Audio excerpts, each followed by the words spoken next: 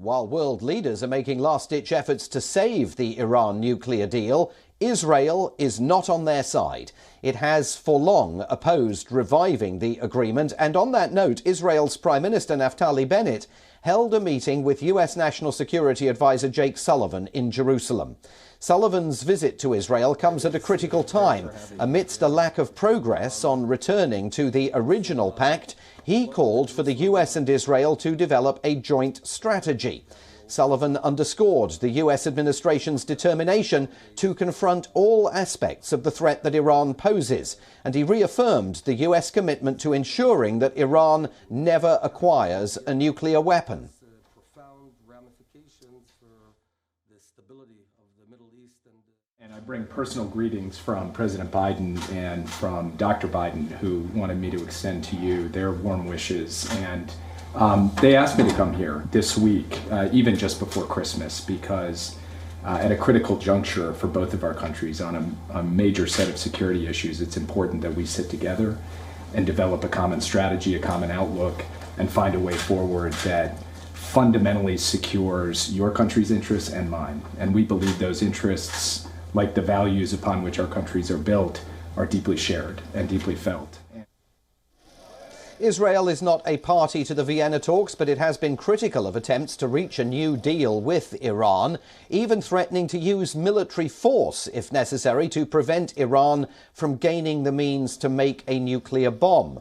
Referring to the negotiations with Iran, Bennett told Sullivan that any conclusion struck during the Vienna meetings will have a long-term impact on the entire Middle East region. These days are pretty important. What happens in Vienna has profound ramifications for the stability of the Middle East and the security of Israel for the upcoming years, and that's why it's such a timely meeting. The 2015 deal saw Iran agree to curb its nuclear activities in exchange for sanctions relief. Negotiations to restore the pact resumed in November. Washington was party to the original agreement, but of course withdrew under President Donald Trump 3 years ago.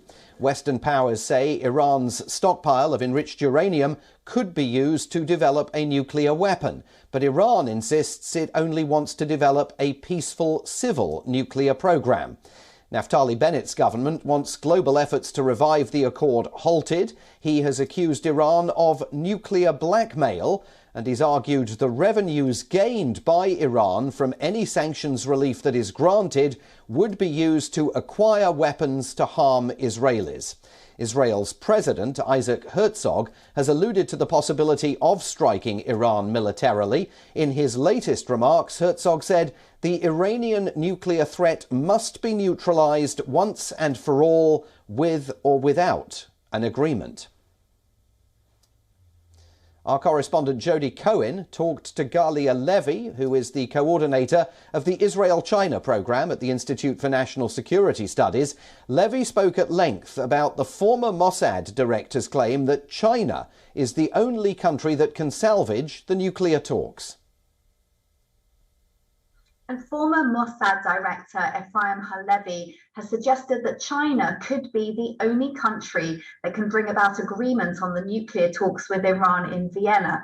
The Iranian economy relies most on China, and China has been critical of US sanctions. Do you think China can and will impress on Iran a solution? Well, these are two questions. Can and will are two different questions. If it can, probably it has some influence on Iran. If it will, probably not.